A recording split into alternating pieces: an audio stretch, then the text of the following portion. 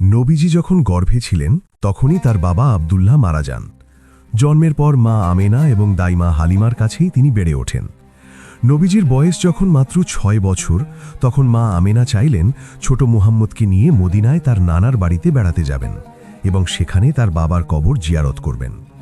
মদিনায় ১ মাস থাকার পর যখন তারা মক্কায় ফিরে আসছিলেন, পথেই আবুয়া নামক স্থানে মা আমেনা ভীষণ অসুস্থ হয়ে পড়েন এবং সেখানেই তিনি ইন্তেকাল করেন।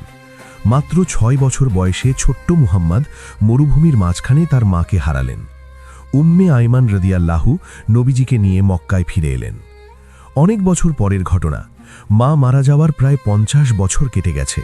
নবীজি তখন মক্কার বিজয়ী নেতা। একবার এক যুদ্ধ থেকে ফেরার পথে নবীজি সেই আবওয়া নামক স্থানের পাশ দিয়ে যাচ্ছিলেন যেখানে তার মাকে দাফন করা হয়েছিল। হঠাৎ নবীজি রাদিয়াল্লাহু তার কাফেলা থামিয়ে দিলেন। তিনি সাহাবীদের বললেন, তোমরা এখানে অপেক্ষা করো। এরপর তিনি একাকী একটি পুরনো কবরের পাশে গিয়ে বসলেন।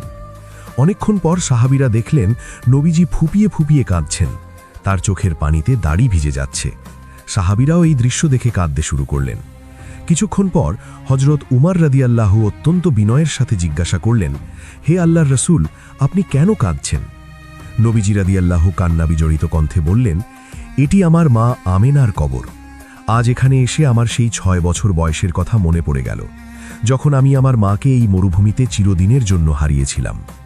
মায়ের মমতার কথা মনে করে আজ আমি নিজেকে ধরে রাখতে পারছি না।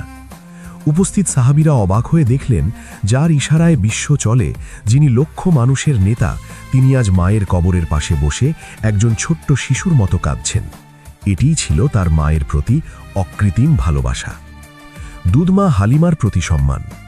নবীজির বড় হওয়ার পেছনে দাইমা হালিমার অবদান ছিল অনেক। নবীজি রাদিয়াল্লাহু যখন অনেক বড় হলেন এবং নবুয়ত পেলেন, তখন একদিন হালিমা রাদিয়াল্লাহু তার সাথে দেখা করতে এলেন। নবীজি তাকে দেখা মাত্রই মা মা বলে চিৎকার করে উঠে দাঁড়ালেন। তিনি তার গায়ের অত্যন্ত দামি চাদরটি খুলে মা হালিমার জন্য বিছিয়ে দিলেন। সাহাবীরা এই দৃশ্য দেখে অবাক হয়ে গেলেন যে একজন নবী তার দুধমাতার জন্য নিজের চাদর বিছিয়ে দিচ্ছেন। নবীজি ততক্ষণ পর্যন্ত তার পাশে বসে গল্প করলেন যতক্ষণ মা হালিমা সেখানে ছিলেন। এই গল্প থেকে শিক্ষা, মায়ের প্রতি ভালোবাসা। মা যে কত বড় সম্পদ, নবীজি নিজের জীবন দিয়ে তা শিখিয়ে গেছেন। উপকার স্বীকার করা।